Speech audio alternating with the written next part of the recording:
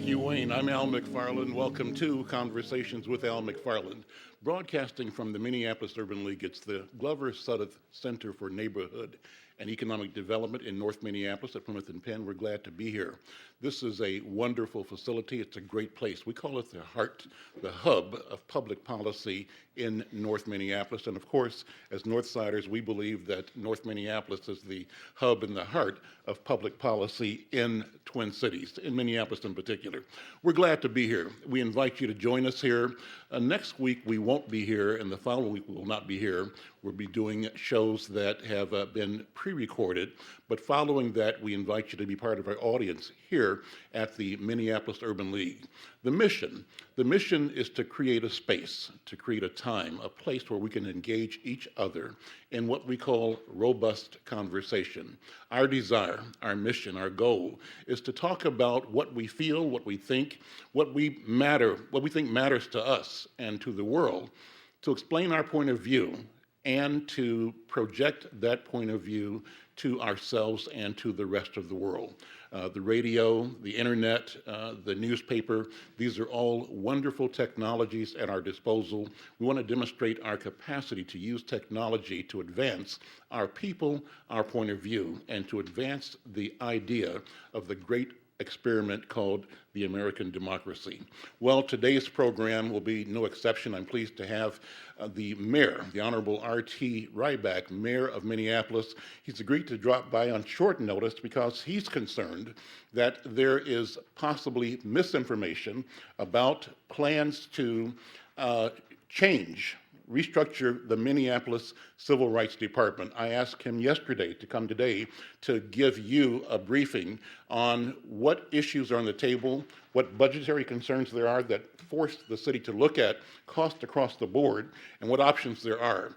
The question behind the question is how do we protect the interest, the rights of the citizens of Minneapolis. Mayor Ryback, good morning and welcome. Good morning, and thanks so much, Al, for having me on short notice, and I appreciate it. And if we do have time, I would love to talk about some of the stuff we have going in North Minneapolis, Sure. Which is exciting. But the key issue is right now, how do we deal with what is unfortunately going to be a series of cuts coming from the state on the budget? The city's budget's in actually pretty good shape.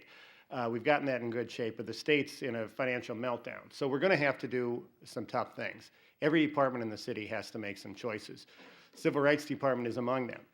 The Civil Rights Department now does three key things. We have a Civilian Review Authority, which is a very important way to give our citizens the ability to get complaints brought against police officers and get justice. We do contract compliance, meaning making sure that communities of color have access to jobs. And then we also do complaint investigation. When someone has a civil rights complaint, they can bring that to the city. All three of those are incredibly important functions. Unfortunately, we are going to have to make a cut there as everywhere else. And so what I've said there and every other department is let's make choices about what is the most important work we do. If we cut everything equally, then we'll do nothing well. Now, of those three things, all of which are important, there's only one that someone else does. Civil rights, contract compliance, and the CRA, we only do. And if we got out of those businesses, no one would do them. The third, the incredibly important work of complaint investigation, is also done to some degree by the state. Our work overlaps. It's not a direct duplication.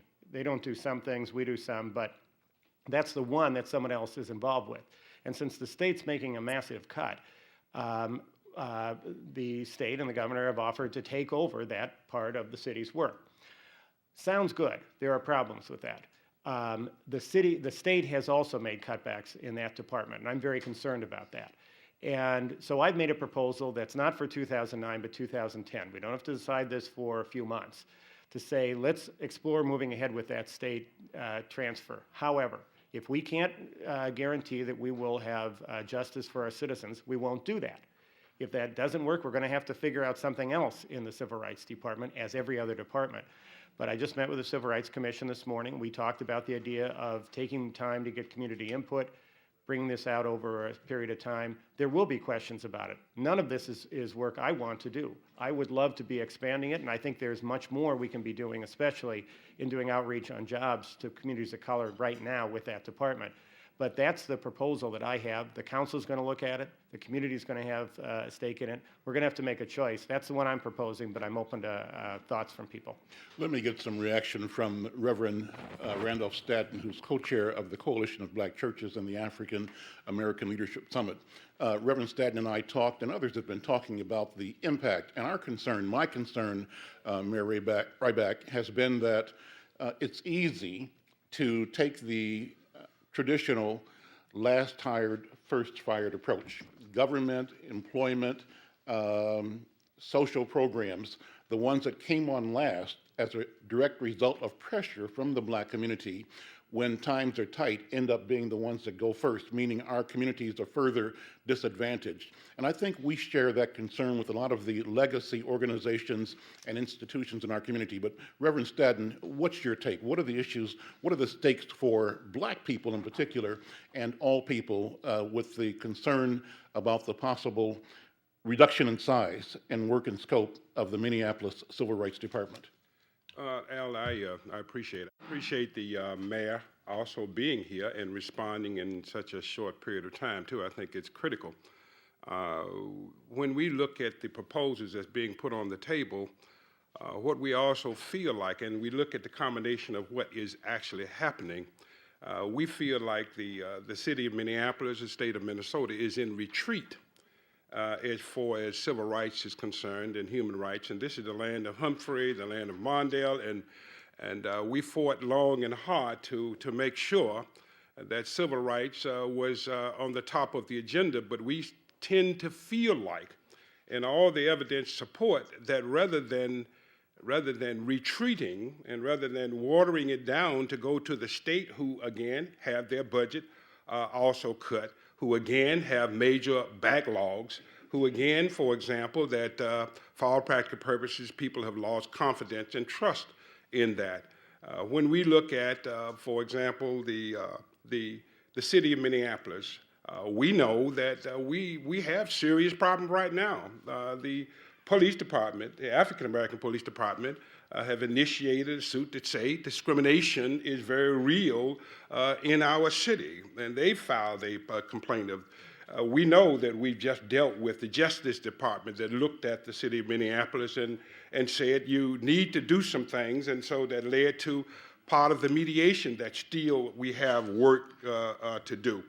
We know that the profile of the city itself has a lot of work to do in terms of being able to bring in people of color as far as the city is concerned.